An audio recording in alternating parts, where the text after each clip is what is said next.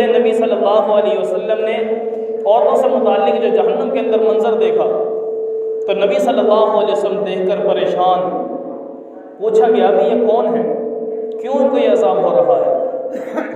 تو نبی صلی اللہ علیہ وسلم کو بتایا گیا کہ پیارے آقا صلی اللہ علیہ وسلم یہ آپ کی امت کی عورتیں ہیں،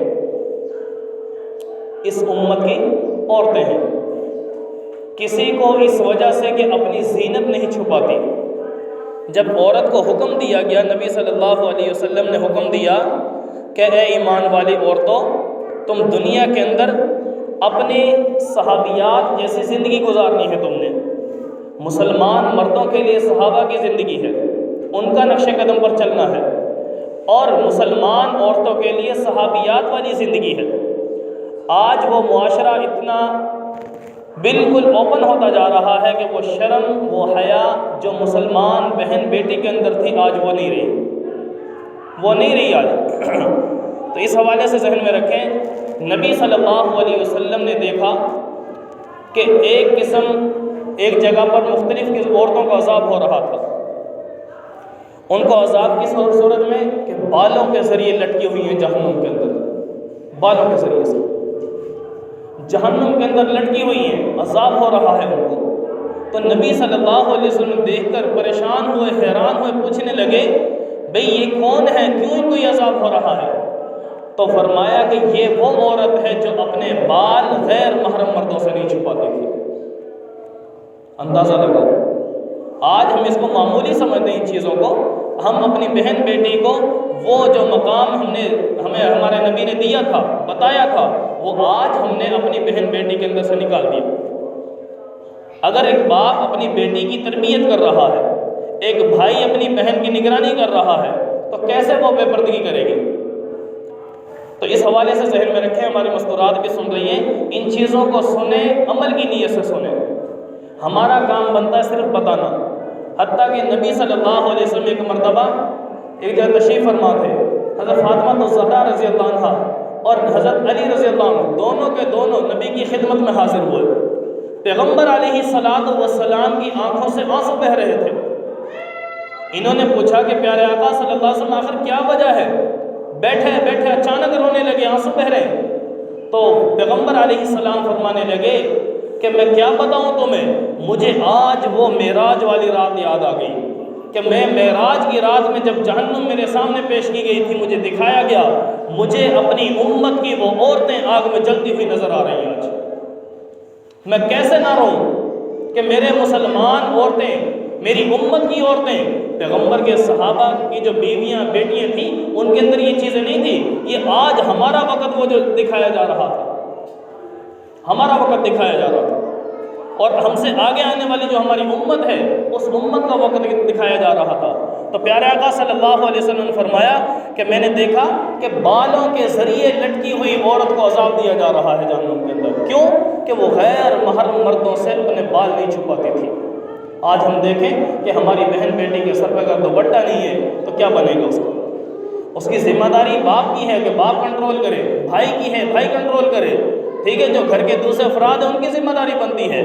اور اسی طرح نبی صلی اللہ علیہ وسلم فرمایا ایک اور قسم کی عورت کو عذاب ہو رہا تھا، اس کے ہاتھ اور پاؤں چاروں کے چاروں پیشانی کے ساتھ بندھے ہوئے اور جہنم میں جل رہی ہے وہ عورت۔ تو نبی صلی اللہ علیہ وسلم پریشان، اس منظر کو دیکھ کر اور زیادہ پریشان ہو گئے اور پوچھا کہ بھئی کیا معاملہ ہے، یہ کون ہے؟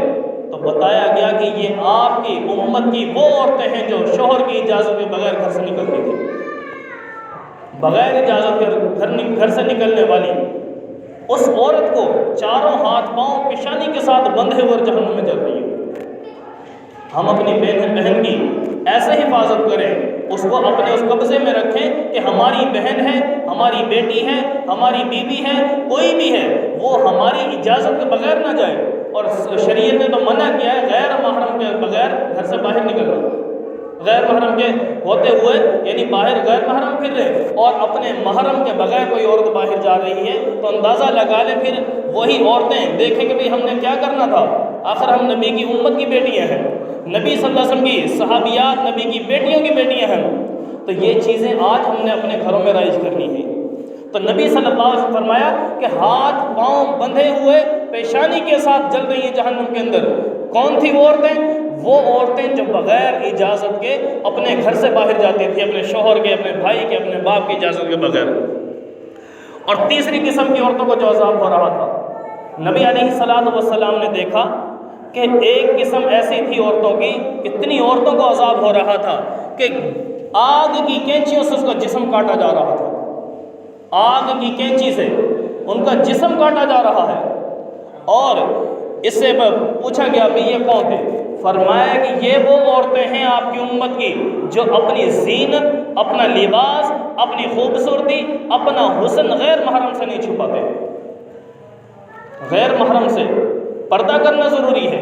آج مسلمان خواتین ہمارے گھروں میں، ہماری بہنیں، ہماری بیٹیاں، ہر گھر میں بہن بیٹی ہے، ہم کسی کے اوپر طنز نہیں کر رہے بھائی، سب سے پہلے ہم اپنے گریبان میں دیکھیں، ٹھیک ہے؟ ہمیں کوشش یہ کرنی چاہیے کہ یہ جو پردہ، اس کو اپنے گھروں میں عام کریں ہم۔ تو نبی صلی اللہ علیہ وسلم نے فرمایا کہ وہ عورت جو اپنے جسم، اپنا زینت، اپنا حسن، ان چیزوں کو نہیں چھپا رہی، تو کل قیامت کے دن ان عورتوں کو عذاب کیا ہوگا کہ آگ کی کینچیوں سے ان کا جسم کاٹا جائے گا۔ ان چیزوں کو ہم نے دیکھنا ہوگا۔ اور نمبر 4، جو چوتھی قسم کی عورت کو جو عذاب ہو رہا تھا، فرمایا کہ چوتھی قسم عورتوں کی وہ تھی کہ کتے کی طرح، کتے کی شکل دے دی گئی عورت کو، کتے کی طرح ہاتھ پاؤں جسم بنا دیا گیا، اور سانپ اور بچھو اس پر مسلط ہے، سانپ اور بچھو کاٹ رہے ہیں اس کو۔ باقی مزید ایک جملہ سخت ہے، اس میں وہ جملہ نہیں ذکر کر رہا، لیکن بات یہ ہے کہ نبی صلی اللہ علیہ وسلم فرمایا کہ کتے کی شکل دے دی گئی، کتے جیسا بنا دیا گیا، سانپ اور بچھو مسلط ہیں اس پر، اور فرشتے اس پر کوڑے مار رہے ہیں اس پر۔ یہ کون تھے؟ پیغمبر صلی اللہ علیہ وسلم فرمایا یہ وہ عورت ہے جو دنیا میں اپنے شوہر سے بغض رکھتی تھی، شوہر سے محبت نہیں بلکہ نفرتیں رکھتی ہے، دل میں کدورت رکھتی ہے، بغض و عناد رکھتی ہے۔ یہ چیزیں نبی صلی اللہ علیہ وسلم نے جو اس رات میں دیکھی ہیں۔ تو دوستوں، پچھلے جمعے میں عرض کر دیا تھا مردوں سے متعلق، بھائی ہم کسی کے اوپر نہیں، سب سے پہلے ہم مرد حضرات اپنے اوپر پابندی کریں کہ ہم ان چیزوں کو دیکھیں کہ بھئی ہمیں حکم ہے کہ سب سے پہلے اپنے 5 فٹ کا جو وجود اللہ نے دیا ہے اس کے اوپر اسلام کو نافذ کریں، اور اپنے گھروں میں سمجھائیں، اپنی بہنوں کو، بیٹیوں کو، بیویوں کو، ان کو بھی یہ ترغیب دیں۔ آخر بھئی ہم نے مرنا ہے، یا تو مرنے سے انکار کر دیں، اور سب کچھ پتہ ہے کہ بھئی جو کچھ ہم کر رہے ہیں اس کا حساب بھی دینا پڑے گا۔ سب کچھ پتہ ہے کہ آنکھیں آج یہ بند ہوئی، کل آنکھ جب یہ مرنے کے بعد دل کی آنکھیں کھلیں گی، سب کچھ نظر آ جائے گا۔ پھر انسان کیا کہے گا؟ ربنا ابصرنا وسمعنا فرجعنا نعمل صالحا، اے اللہ ایک موقع دے دے، وہ جو ہم سنتے تھے آنکھوں سے آج دیکھ لیا، ہمارے کانوں سے جو ہم سنتے تھے آج ہمیں یقین آ گیا واقعی یہ ہونا تھا۔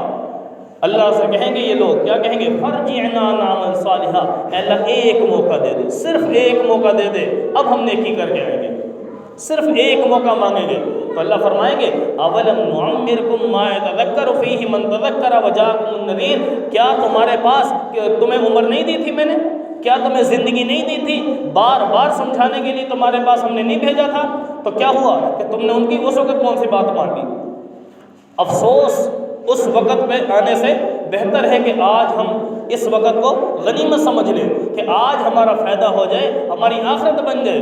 نبی صلی اللہ علیہ وسلم کی جو تعلیم ہے اس تعلیم کو اپنی زندگی میں ہم لائیں۔ ہر بندہ جب یہ سمجھے کہ بھئی میں ٹھیک ہو جاؤں، ہر بندہ کوشش کرے گا پورا معاشرہ ہمارا ٹھیک ہو جائے گا۔ ایک بندہ عزم کرے میں اپنے آپ کو ٹھیک کروں گا، اپنے گھر کو ٹھیک کروں گا، تو کتنے افراد ہم بیٹھے، اب کتنے گھر ٹھیک ہوں گے اس سے؟ سمجھ آ رہی ہے نا؟ تو اس لیے بھائیو دوستو، یہ باتیں صرف کان سے سننے کے لیے نہیں ہیں، کان سے سنو، دل میں اتارو، یہ ہے اصل چیز۔